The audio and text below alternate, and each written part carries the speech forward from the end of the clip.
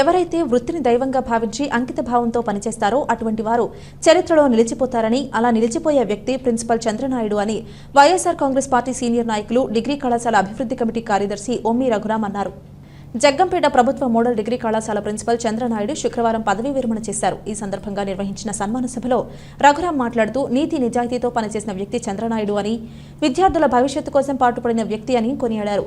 Skill development కోర్సులు తీసుకువచ్చారని, ఇక్కడ చదువుకున్న విద్యార్థులకు ఉద్యోగ అవకాశాలు కల్పించేందుకు కంపెనీలను తీసుకువచ్చి ఉద్యోగ అవకాశాలు కల్పించారన్నారు. అనంతరం చంద్రనాయుడు దంపతులను ఘనంగా సన్మానించారు. ఈ కార్యక్రమంలో అభివృద్ధి కమిటీ మెంబర్స్ కొత్త వెంకటేశ్వరరావు, పాలకుర్తి సురేష్, ఉపాధ్యాయులు, కళాశాల సిబ్బంది, విద్యార్థులు పాల్గొన్నారు.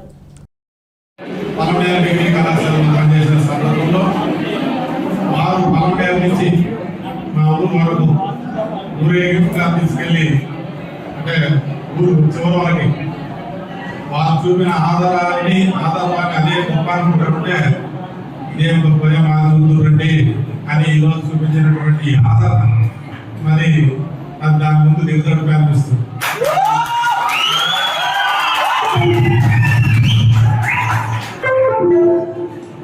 మనిషి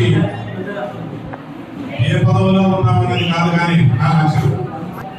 నేను మొట్టమొదటిసారిగా స్కూల్ అసిస్టెంట్ గా సెలెక్ట్ అయినప్పుడు నాకు వ్యాపార సంస్థ ఉండేది. వ్యాపార సంస్థ, విద్యా సంస్థ మాట్లాడి ప్రైవేట్ కళాశాలలో క్యాంపస్ ఇంటర్వ్యూలు మనం చూసాం, కానీ గవర్నమెంట్ డిగ్రీ కాలేజ్ జగ్గంపేటలో కూడా ప్రిన్సిపాల్ గారి ఆధ్వర్యంలో క్యాంపస్ ఇంటర్వ్యూలు జరగడం కూడా మనందరం కూడా ఇక్కడ గమనించాల్సిన విషయం.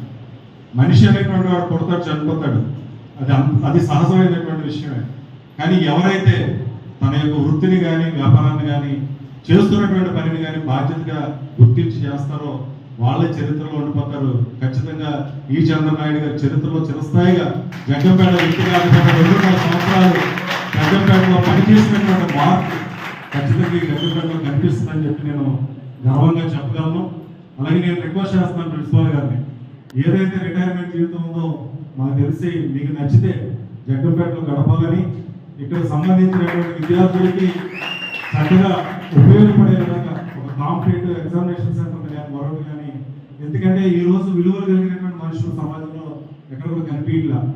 అలా విలువలతో బ్రతికేటటువంటి వాళ్ళని మనం చేదస్తాం అని చెప్పి ఒక పేరుతో మార్కేసి వాళ్ళని వేరేగా చూస్తున్నటువంటి పరిస్థితి. ఎందుకంటే మెజారిటీ మన ప్రజాస్వామ్యం కాబట్టి తప్పుడు మనుషులు ఎక్కువగా ఉంటే అదే రైట్ అయిపోయేటటువంటి పరిస్థితి ఉంది.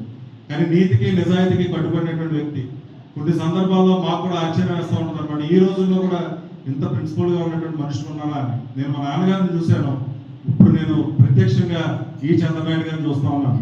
కానీ చాలా మందికి చూసి చాలా మందికి ఇబ్బందిగా ఉంటుంది. ఇక్కడ ఉన్నటువంటి స్టూడెంట్స్ చాలా మంది ఇప్పుడు ఉన్నటువంటి కరుకులు మారిపోయి ఎక్కడెక్కడో వెళ్ళి అప్రెంటిస్ చేయాల్సినటువంటి పరిస్థితి ఉంది.